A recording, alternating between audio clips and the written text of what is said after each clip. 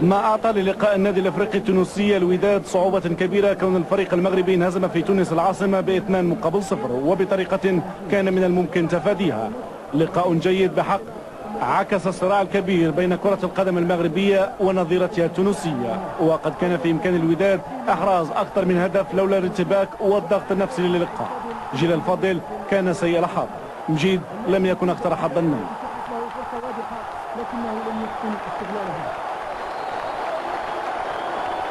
بل كان في إمكان فخر الدين إحراز هدف، وأيضا رشيد الدودي بهذه القذفة البهلوانية. كل شيء كان حاضرا خلال هذا اللقاء، لكن غاب الحظ. وسيتمكن فريق الوداد البيضاوي في اللحظات الأخيرة من المباراة من إحراز هدف يتيم لن يكون كافيا للتأهل، رغم أننا كنا مقتنعين على أن لديه كل المقومات وكل الكفاءات لاجتياز هذا الدور، بل الفوز بالكأس الإفريقية.